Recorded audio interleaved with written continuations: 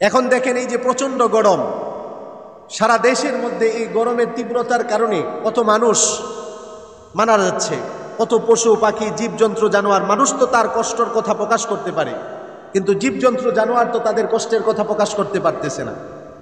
এই যে এখানে পুরা মানুষের তো কষ্ট হচ্ছে, জীবজন্তু জানোয়ার পশু পাখি সবার কষ্ট হচ্ছে।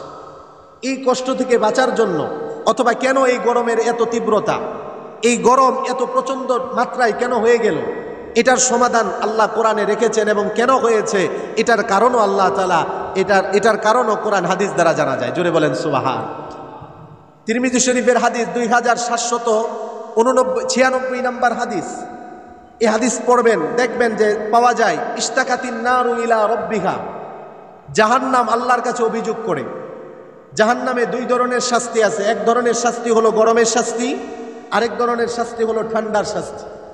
জাহান্নামে যখন গরমের শাস্তি হয় তখন গরম এত বেশি হয় যে জাহান্নাম নিজেও সহ্য করতে পারে না। ইশতাকাতিন নারু ইলা রাব্বিহা, জাহান্নাম আল্লাহর কাছে অভিযোগ করে, আল্লাহ আমি আর পারছি না, এত গরম হয়েছে জাহান্নাম যে আমি নিজেও সহ্য করতে পারতেছি না।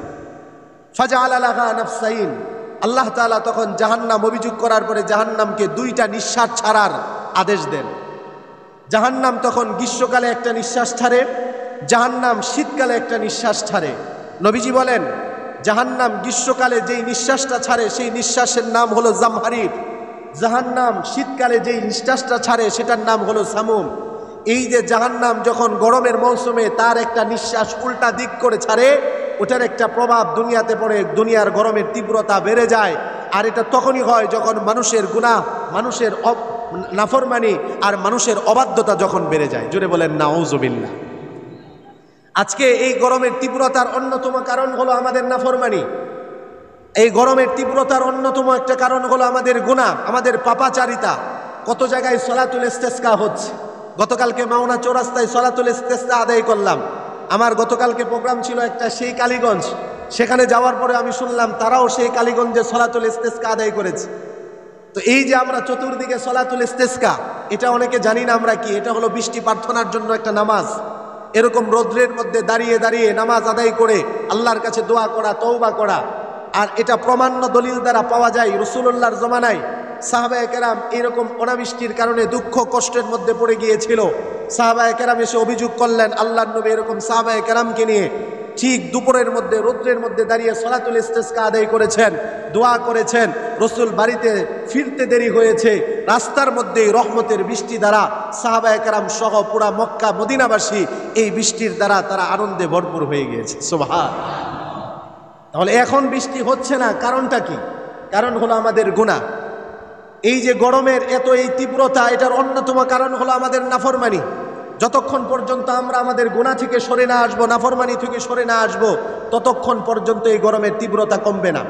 বিশেষজ্ঞরা তো এটাও বলতেছে যে এটা আরো বাড়বে। এবং শুধুমাত্র এটা না, এই শাস্তি এখানেই সীমাবদ্ধ না। যদি আমরা আমাদের গুনাহ থেকে ফিরে না আসি, যদি তওবা না করি, আমাদের গুনাহ থেকে যদি আমরা রুজু না হই, তাহলে এই দুনিয়ার গরম তো এটা সামান্য গরম। পরকালে ময়দানে মাহশারের সেই কঠিন তীব্রতা আমাদের অপেক্ষমান। সূর্য থাকবে মাথার একেবারে কাছে, আমাদের মস্তকগুলো গলে গলে নাকের ছিদ্র দিয়ে, কানের ছিদ্র দিয়ে বের হবে, গাম বের হবে, হাঁটু পর্যন্ত গাম থাকবে, কাঁধ পর্যন্ত গাম থাকবে। কেউ কেউ গামের মধ্যে হাবুডুবু খাবে। এটা হলো পরে। আর দুনিয়ার শাস্তি হলো নাফরমানি কারণে, গুনাহের কারণে এই যে গরমের তীব্রতা। এটার থেকে বাঁচার জন্য আমরা কি করতে হবে? আমাদের চিফ হিট অফিসার বিভিন্ন আমাদেরকে পরামর্শ দিচ্ছে, এই করতে হবে, সেই করতে হবে। দেশের টাকা খেয়ে এরকম ভুল ভুয়া সিদ্ধান্ত দিয়ে মানুষ এগুলো আমল করলেই এই গরমের তীব্রতা থেকে বাঁচা যাবে না। স্কুল কলেজ বন্ধ করে দিলেই কি গরমের তীব্রতা থেকে বাঁচা যাবে?